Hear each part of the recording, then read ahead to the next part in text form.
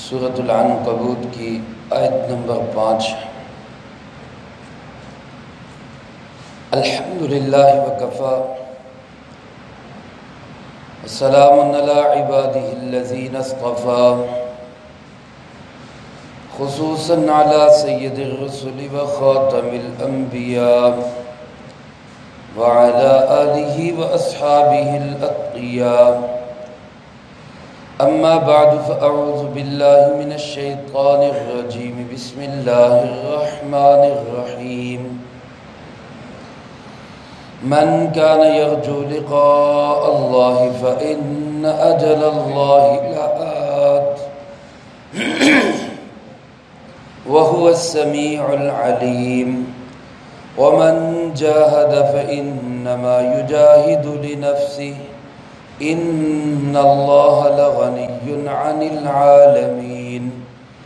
والذين آمنوا وعملوا الصالحات لنكفرن عنهم سيئاتهم ولنجزينهم أحسن الذي كانوا يعملون۔ من كان يرجو لقاء الله، وہ شخص جو امید رکھتا ہے اللہ سے ملاقات کی، فَإِنَّ أَجَلَ اللَّهِ لَآتٍ، تو یقیناً کوئی شک نہیں اللہ کی طرف سے طے شدہ مدت آنے والی ہے۔ وَهُوَ السَّمِيعُ الْعَلِيمُ، اور وہی سننے والا ہے، جاننے والا ہے۔ وَمَنْ جَاهَدَ فَإِنَّمَا يُجَاهِدُ لِنَفْسِهِ، اور جس کسی نے مجاہدہ کیا تو یقیناً اس نے مجاہدہ کیا اپنے آپ کے لیے ہی۔ إِنَّ اللَّهَ لَغَنِيٌّ عَنِ الْعَالَمِينَ، بے شک اللہ رب العالمین بے پرواہ ہے تمام جہان والوں سے۔ وَالَّذِينَ آمَنُوا وَعَمِلُوا الصَّالِحَاتِ، اور وہ لوگ جو ایمان لائے اور انہوں نے اپنے اعمال کو سنوارا، لَنُكَفِّرَنَّ عَنْهُمْ سَيِّئَاتِهِمْ، ہم ضرور بضرور کفارہ کر دیں گے ان سے ان کی برائیوں کا۔ وَلَنَجْزِيَنَّهُمْ أَحْسَنَ الَّذِي كَانُوا يَعْمَلُونَ، اور ضرور ہم ان کو جزا دیں گے بہت ہی زیادہ خوبصورت اس سے بھی جو وہ عمل کرتے رہے۔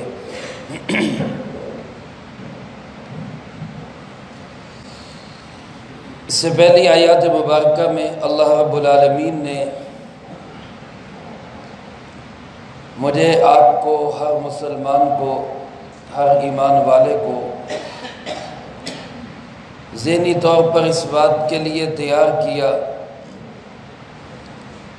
کہ اگر وہ ایمان والا ہے تو وہ آزمائشوں کے لیے، وہ امتحانات کے لیے، وہ اللہ رب العالمین کی طرف سے ابتلا کے لیے وہ تیار رہا کرے، کیونکہ مومن پہ آزمائشیں آتی ہی ہیں۔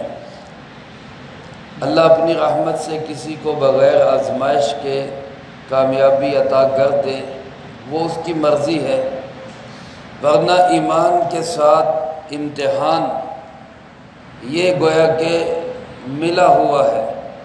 اور اللہ پاک فرماتے ہیں ہم امتحان لے کر ہی دیکھتے ہیں کہ کون پکا ایمان والا ہے اور کون کچا ایمان والا ہے۔ اللہ پاک ہم سب کو عافیت نصیب فرمائے، کوئی امتحان آئے تو اللہ ہمیں ثابت قدمی نصیب فرمائے۔ ان آیات مبارکہ میں اللہ پاک نے اسی امتحان کے لیے دو اور انداز سے تیار کیا ہے۔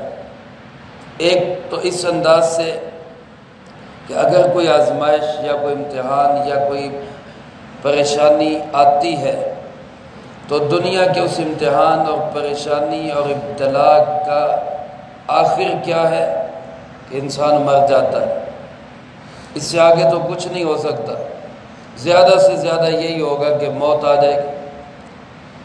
اللہ پاک فرماتے ہیں اب جس شخص کو یہ یقین ہے کہ مجھے اللہ سے ملنا ہے، میری اللہ سے ملاقات ہونی ہے، تو اس کو موت کا کاہے کا ڈر ہے؟ اگر تو ایمان ہے، دل کے اندر یقین ہے اور اللہ کی ذات کے ساتھ ملنے کی امید بھی ہے، تمنا بھی ہے، تو پھر موت سے کیا گھبرانا؟ آج لوگ دنیا موت سے ڈراتی ہے کہ بچ جاؤ، وائرس آ گیا، موت آ جائے گی۔ ایک ایمان والے کے لیے تو موت تحفہ ہے۔ الموت تحفۃ المؤمن، موت تو مومن کے لیے تحفہ ہے۔ الموت جسر یوصل الحبیب الی الحبیب، موت تو ایک پل ہے جس پل کو کراس کر کے بندہ اپنے محبوب اللہ پاک سے جا کے ملتا ہے۔ تو مومن کے لیے تو موت کوئی مسئلہ ہی نہیں ہے۔ اور یہی وجہ ہے حضرات صحابہ کرام رضی اللہ تعالی مجمعین جو پختہ ایمان والے، مضبوط ایمان والے تھے، جب میدان جہاد کے اندر کافر ان پہ وار کرتا اور ان کی گردن کٹ رہی ہوتی، وہ بظاہر شہید ہو رہے ہوتے، تو ان کی زبان پہ لفظ کیا آتا تھا؟ فزت ورب الکعبہ، رب کعبہ کی قسم میں کامیاب ہو گیا۔ اب کافر یہ سن کے، یہ دیکھ کے حیران ہوتا ہے، مر رہا ہے، جان نکل رہی ہے، گردن کٹ رہی ہے، اور کہہ کیا رہا ہے؟ میں کامیاب ہو گیا۔ یہ کیسی کامیابی ہے؟ یہ وہ کامیابی ہے جو مومن کے علاوہ کسی کو سمجھ آ نہیں سکتی۔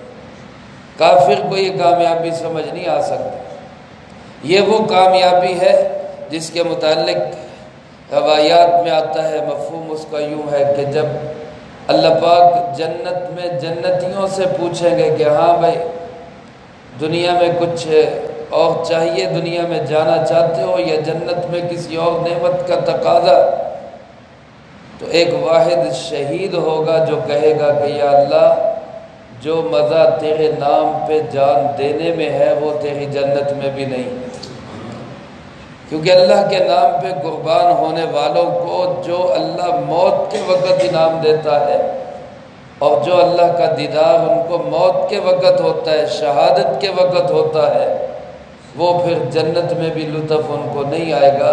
وہ کہیں گے یا اللہ ہمیں پھر دوبارہ ایسا کوئی مرحلہ اللہ تیرے نام پہ ہم پھر قربان ہو جائیں۔ تو اللہ پاک فرماتے من کان یرجو لقاء اللہ، جس کو اللہ کی ملاقات کی امید ہے، یرجو کا لفظ استعمال کیا ہے، جس کا معنی امید بھی ہوتا ہے، جس کا معنی خوف بھی ہوتا ہے۔ اگر تو ایمان کمزور درجے کا ہے تو کم سے کم ہمیں موت کا ڈر تو ہے، ہمیں اس کا ڈر تو ہے کہ ہم نے اللہ کے سامنے کھڑے ہونا، اس سے ڈرنا تو چاہیے۔ اور اگر ایمان اعلیٰ سطح کا ہو اور پتہ ہو کہ میں نے اللہ کو راضی کرنے کے لیے کچھ سامان کیا ہوا ہے، تو پھر ڈر نہیں ہوتا بلکہ اللہ کی ملاقات کا شوق ہوتا۔ تو یرجو کے لفظ کا دونوں طرح ترجمہ ہو سکتا ہے، جس کو اللہ سے ملاقات کا ڈر ہے یا جس کو اللہ سے ملاقات کی تمنا اور امید ہے، تو وہ یاد رکھے کہ ان اجل اللہ لآت، اس کے لیے جو وقت اللہ نے طے کیا ہے وہ ضرور آ کے رہے گا، اس کو کوئی نہیں روک سکتا۔ دو تاکیدیں اللہ پاک نے لگائی، ان تاکید کے لیے اور لآت اس میں لام شروع میں تاکید کے لیے، یعنی ڈبل یہ بات فرمائی کہ شک کی گنجائش ہی نہیں ہے، شک ہو ہی نہیں سکتا، شک کا کوئی حصہ بھی نہیں ہو سکتا کہ جو اللہ کی طرف سے طے شدہ وقت ہے وہ آ کے رہے گا۔ حدیث پاک میں آتا ہے رسول اللہ صلی اللہ علیہ وسلم نے ارشاد فرمایا ہر انسان کی اللہ سے اس طرح ملاقات ہوگی، دو بدو گفتگو ہوگی، آمنے سامنے گفتگو ہوگی کہ لیس بینہ و بینہ ترجمان، اللہ اور بندے کے درمیان کوئی ترجمہ کرنے والا بھی نہیں ہوگا، ڈائریکٹ اللہ سے بات کرے گا۔ اور ایک جگہ قرآن کریم میں اللہ پاک ارشاد فرماتے یوم تجادل کل نفس، جس دن ہر نفس اپنی طرف سے خود جھگڑا کرے گا، خود بحث و مباحثہ کرے گا۔ یا دنیا میں تو ہے نا، انسان کسی مقدمے میں الجھ جاتا ہے تو کیا کہتے ہیں، کوئی سیاںہ وکیل کا ہے۔ سیاںہ وکیل، دو لفظ میں نے بول دیے ہیں، سیاںہ اور وکیل جمع ہونا مشکل ہے۔ سیاںہ ہو اور وکیل بھی ہو، کوئی وکیل ہو تو وہ ناراض نہ ہو، اسلام کے اندر یہ کوئی پیشہ ہے ہی نہیں۔ تو بہرحال یہاں تو ہو جاتا ہے کہ جناب کوئی وکیل کر لیں، کوئی اچھا سمجھدار وکیل کر لیں، ماہر قانون وکیل کر لیں، لیکن وہاں تو کوئی وکیل بھی نہیں ہوگا، بندے کو خود اپنا مقدمہ لڑنا پڑے گا، اپنا کیس خود وہاں پہ لڑنا پڑے گا۔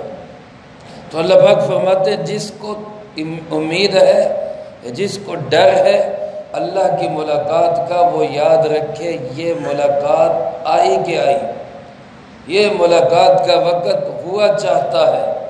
فرمایا وَهُوَ السَّمِيعُ الْعَلِيمُ، اور وہ اللہ سب کچھ سننے والا اور جاننے والا ہے۔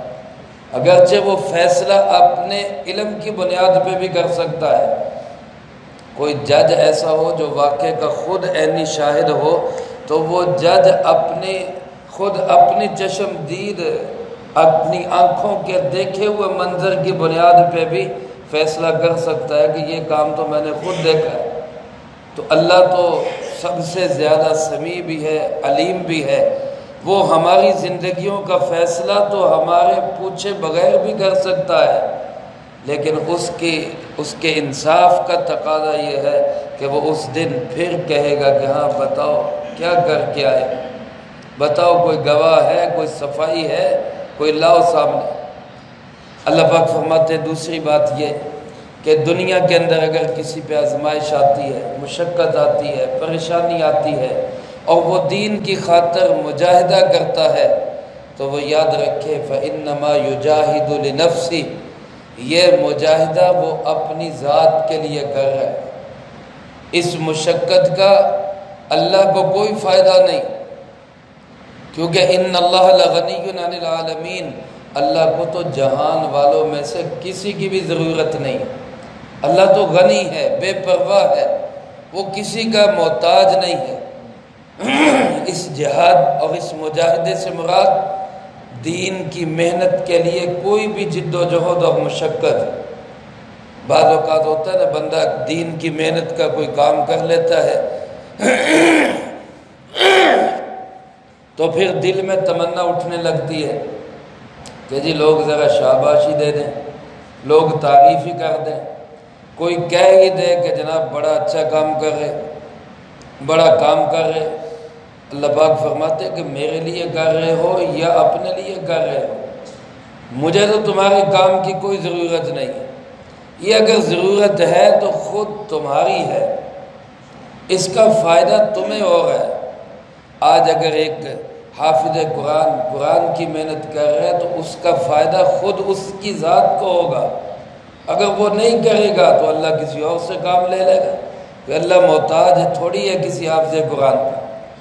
اگر کوئی عالم دین کی محنت کر رہا ہے تو وہ اپنی ذات کے لیے کر رہا ہے، اس کا اپنا مفاد ہے، اپنا مفاد یعنی آخرت کی کامیابی، دنیا کا مفاد نہیں، کیونکہ جس کا دنیا کا مفاد ہوگا وہ تو دین کا کام نہیں کر رہا، وہ تو دنیا کا کام کر رہا ہے۔ تو اللہ پاک فرماتے جس نے دنیا کے اندر کوئی بھی محنت مشقت اٹھائی، اب مثال کے طور پہ اب سحری کے بعد سونے کو دل کرتا ہے، نیند آ رہی ہوتی ہے، بڑا مشکل لگتا ہے اٹھ کے آ کے نماز پڑھنا، پھر نماز پڑھ کے یا مسجد کے اندر بیٹھنا، درس سننا، ایک مجاہدہ ہے، یہ ایک نفس کے خلاف ہماری جد و جہد اور کوشش ہے۔ اب اس جد و جہد اور کوشش کا فائدہ کس کو ہے؟ لنفسہ، خود ہماری ذات کو ہے۔ اگر ہم نہیں بیٹھیں گے تو اللہ کو کیا، کوئی اللہ کا دین میں کمی آ جائے گی، کوئی اللہ کی قدرت میں کوئی کمی آ جائے گی، اللہ کی شان میں کوئی کمی آ جائے گی؟ کچھ بھی نہیں ہوگا۔ اللہ فرماتے ہیں کوئی بھی دنیا کے اندر کسی طرح کی بھی مشقت اور محنت وہ کرتا ہے تو اس کا فائدہ خود اس کی ذات کو ہوتا ہے۔ مجاہد کے جہاد کا فائدہ خود اس کی ذات کو ہے، مبلغ کی تبلیغ کا فائدہ خود اس کی ذات کو ہے، معلم کی تعلیم کا فائدہ خود اس کی ذات کو ہے، قاری کے قرأت قرآن کا فائدہ خود اس کی ذات کو ہے۔ اگر کوئی ایک انسان دنیا کے اندر اللہ کے دین کے لیے کوئی بھی جد و جہد اور محنت اور مشقت کرتا ہے یا کوئی آزمائش اٹھاتا ہے، اللہ فرماتے ہیں اس کا فائدہ خود اس کی اپنی ذات کو ہے، اللہ کو کوئی فائدہ نہیں۔ ان اللہ لغنی عن العالمین، کیونکہ اللہ تو جہان والوں میں سے کسی کا بھی محتاج نہیں، اللہ تو کسی کا بھی محتاج نہیں، اللہ کو کسی کی پرواہ نہیں۔ ہماری وجہ سے حضرت عمر رضی ہم تو کیا، ہماری تو کوئی حیثیت ہی نہیں ہے، کیا پدی اور کیا پدی کا شوربہ، ہم تو کسی کھاتے کے نہیں۔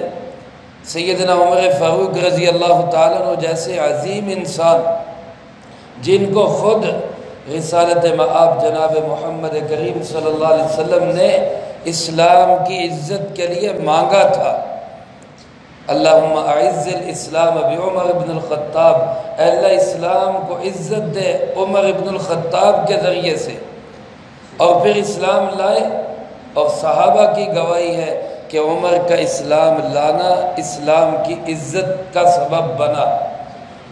تو جب کسی نے حضرت عمر رضی اللہ تعالیٰ عنہ سے کہا کہ عمر آپ کی وجہ سے دین بڑا چمکا، آپ کی وجہ سے دین کو بڑی شان و شوکت اور عزت ملی، تو عمر کا جواب کیا تھا رضی اللہ تعالیٰ عنہ؟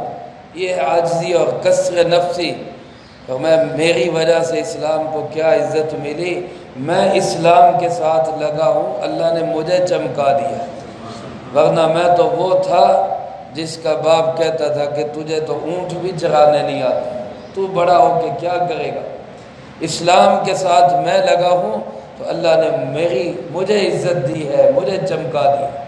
تو اللہ فرماتے تمہاری محنتوں مشقتوں مجاہدوں کی مجھے کوئی ضرورت نہیں، میں تو جہان والوں سے بے پرواہ ہوں، مجھے کسی کی کوئی محتاجگی نہیں ہے۔ اگر کوئی محنت و مشقت اٹھائے گا، کسی پہ آزمائش و ابتلا اور امتحان آئے گا، تو وہ اپنی ذات کے لیے ہے، اس کا فائدہ ہے، اس کو رنگ دیا جائے گا۔ جب وہ رگڑ کھائے گا، جب وہ رگڑے کھائے گا تو رنگ اس کو ہی لگے گا۔ یہ مہندی جو ہوتی ہے، یہ مہندی یہ پتے ہی ہوتے ہیں نا، یہ پاؤڈر تو نہیں ہوتا، یہ پاؤڈر کو یہ نہیں کہ بنتا ہے کہیں پہ، یہ پتے ہوتے ہیں جن کو سکھا کے رگڑا جاتا ہے تو پاؤڈر بن جاتا ہے۔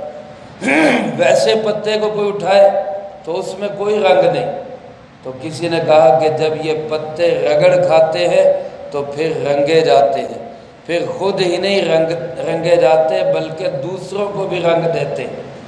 تو جب انسان رگڑے کھاتا ہے تو رگڑے کھا کھا کے پھر اس کے اندر ایسا رنگ پیدا ہو جاتا ہے جس کو فرمایا صبغۃ اللہ، یہ اللہ کا رنگ ہے۔ ومن احسن من اللہ صبغہ، اور اللہ کے رنگ سے بہتر رنگ کس کا ہو سکتا ہے؟ تو میرے محترم دوستو، ہم اللہ کے محتاج ہیں، اللہ کا دین، ہم اللہ کے دین کے محتاج ہیں، نہ اللہ ہمارا محتاج ہے نہ اللہ کا دین ہمارا محتاج ہے۔ باقی اللہ پاک فرماتے ہیں اگر کوئی شخص ایمان والا ہے، اعمال میں لگا رہتا ہے، اپنے آپ کو صحیح لائن پہ رکھنے کی کوشش کرتا رہتا ہے، ظاہر ہے انسان ہے، دنیا کے اندر رہتے ہوئے نفس کے تقاضوں کے تحت کبھی غلطیاں بھی ہو جائیں گی، گناہ بھی ہو جائیں گے، حکم عدولیاں بھی ہو جائیں گی، نماز میں سستی بھی ہو جائے گی، کبھی جو ہے وہ اللہ کے حکم پورا کرنے کے اندر کمی بھی ہو جائے گی، لیکن اللہ فرماتے ہیں اگر ایک انسان ایمان کی محنت میں لگا رہے اور اعمال صالحہ کی محنت میں لگا رہے، والذین آمنوا وعملوا الصالحات، اپنے آپ کو کھینچ کے ایمان اور اعمال صالحہ کی طرف لاتا رہے، تو اللہ فرماتے ہیں ہم اس کو دو فائدے دیں گے، دو فائدے اس کو دیں گے۔ پہلا فائدہ تو یہ دیں گے کہ لَنُكَفِّرَنَّ عَنْهُمْ سَيِّئَاتِهِمْ، اس کی جتنی برائیاں ہوں گی ہم ساری برائیوں کا کفارہ کر دیں گے۔ کفارہ کا مطلب کیا؟ کفارہ کا مطلب ہے کہ برائیوں کو ہم مٹا دیں گے، سیئات کو ہم ختم کر دیں گے۔ اور علماء نے لکھا ہے کہ یہ کفارہ کبھی تو اللہ پاک ایسے کریں گے، حدیث پاک میں آتا ہے رسول اللہ صلی اللہ علیہ وسلم نے ارشاد فرمایا کہ ایک نماز پچھلی نماز سے لے کر اس نماز تک جتنی سیئات، برائیاں، گناہ ہوئے ہوتے ہیں سب کے لیے کفارہ بن جاتی ہے۔ عشاء کی نماز ہم نے پڑھی اللہ کی توفیق سے، اب فجر کی پڑھی تو عشاء سے فجر تک اگر کوئی برائیاں ہو گئی، اگر کیا یقیناً ہو گئی، یقیناً گناہ ہو گئے، فجر کی نماز پڑھنے کی برکت سے اللہ نے ان برائیوں کا کفارہ کر دیا۔ اور فرمایا اسی طرح ایک جمعہ پچھلے جمعے سے اس جمعے تک جتنی برائیاں ہوئی ہوتی ہیں وہ سب برائیوں کے لیے کفارہ بن جاتا ہے۔ اور اسی طرح فرمایا کہ ایک رمضان المبارک پچھلے رمضان سے اس رمضان تک جتنی برائیاں ہوئی ہوتی ہیں سب کے لیے کفارہ بن جاتا ہے۔ میرے محترم دوستو، اللہ کی رحمت بڑی ہی وسیع ہے، مایوس نہیں ہونا چاہیے۔ شیطان پہلے تو گناہ کراتا ہے، پھر گناہ کرا کے مایوس کر دیتا ہے، تیری تو بخشش نہیں ہو سکتی، تجھے تو معافی نہیں مل سکتی۔ یاد رکھیں اگر ایک انسان کے گناہ زمین و آسمان کا خلا بھی بھر جائے تو ایک آنسو کا قطرہ سارے گناہوں کو ختم کرنے کے لیے کافی ہے۔ ایک دفعہ یہ کہہ دینا یا اللہ غلطی ہو گئی معاف کر دے، اللہ سارے گناہوں کو ختم کر دیتا ہے۔ یاد رکھے اس کا یہ مطلب نہیں کہ انسان گناہوں پہ جرأت کرے، گناہ کرتا جائے گا یہ اللہ نے معاف تو کاری دینا کر ہی رکھو، کوئی ایسی گل نہیں۔ یہ تو بہت بڑی ایک قسم کی بے حیائی ہے۔ ہاں اعمال کرتا رہے، نیکی کی طرف چلتا رہے، چلتے چلاتے کوئی نہ کوئی گناہ، ظاہر ہے اللہ کی کون اللہ کا حق ادا کر سکتا ہے۔ ہماری تو عبادتیں بھی ایسی ہیں کہ وہ عبادتیں بھی شاید گناہوں میں لکھی جائیں، لیکن اگر ایک انسان لگا رہے گا تو اللہ فرماتے میرا وعدہ ہے میں اس کی برائیوں کا کفارہ کر دوں، میں اس کی برائیوں کو مٹا دوں۔ ایک فائدہ تو یہ ہوگا، اور دوسرا فرمایا وَلَنَجْزِيَنَّهُمْ، ہم اس کو ضرور بدلہ دیں گے۔ دو تاکیدیں یہاں بھی، پیچھے بھی دو تاکیدیں، یہاں بھی دو تاکیدیں، پکی بات ہے، کوئی شک نہیں، شک و شبہ کی گنجائش ہی نہیں، ہم اس کو بدلہ دیں گے۔ اور کیسا بدلہ دیں گے؟ بدلہ کیسا ہوتا ہے؟ کہتے ہیں جی عدلے کا بدلہ، اس نے میرے ساتھ ایسا کیا، میں نے اس کے ساتھ ایسا کر دیا۔ برابر کسی کو برابر طور پہ دے دینا اس کو کہا جاتا ہے بدلہ۔ لیکن اللہ فرماتے میں برابر نہیں دوں گا، میں برابر نہیں دوں گا، تم جیسا عمل کر کے آؤ گے احسن الذی کانوا یعملون، تمہارے اعمال سے بڑا ہی خوبصورت بدلہ دوں، تمہارے اعمال سے کہیں زیادہ احسن اور حسین بدلہ دوں گا۔ اللہ پاک نے یہ لفظ بول دیا، ارشاد فرما دیا احسن کا، بہت زیادہ حسین۔ وہ کتنا زیادہ حسین ہوگا اس کو اللہ کی ذات ہی جانتی ہے، ہم اس کو جان بھی نہیں سکتے۔ وہ اتنا حسین ہوگا کہ اللہ پاک ارشاد فرماتے ہیں، حدیث قدسی ہے، اعدت لعبادی الصالحین، کہ میں نے اپنے نیک بندوں کے لیے وہ چیزیں تیار کر رکھی ہیں ما لا عین رأت، جن کو کسی آنکھ نے دیکھا تک نہیں، ولا اذن سمعت، کسی کان نے سنا تک نہیں، ولا خطر علی قلب بشر، کوئی دل دماغ ان کو سوچ بھی نہیں سکتا، وہ چیزیں میں نے اپنے نیک بندوں کے لیے تیار کر رکھی۔ ہماری نماز تو وہ تو ایک ڈھیلی ڈھالی سی نماز ہے، ہماری نماز تو ایسی نہیں کہ اللہ کی بارگاہ میں پیش بھی کی جا سکے، لیکن اللہ رب العالمین فرماتے ہیں میرے ہاں اگر قابل قبول ہو گئی تو پھر میں ایسا بدلہ دوں گا کہ تم سوچ بھی نہیں سکتے، ایسا بہترین بدلہ دوں گا۔ حضرت مولانا رومی رحمۃ اللہ علیہ نے ایک حکایت لکھی ہے، ایک شخص جو ہے وہ عراق کے بادشاہ کی ملاقات کے لیے چلا، گھر کے اندر تنگی آ گئی، فاقہ آ گیا، تو بیوی نے کہا جاؤ جا کے بادشاہ سے ملاقات کرو، اس سے کچھ کہو وہ ہمارے لیے کچھ کر دے۔ تو حضرت فرماتے جب وہ اپنے علاقے سے چلنے لگا اپنے شہر سے اپنے گاؤں سے چلنے لگا تو گاؤں کے پاس ایک نہر بہتی تھی۔ اس نے سوچا کہ بادشاہ کے لیے کوئی تحفہ لے جاؤں۔ اب تحفہ کیا لے جاؤں؟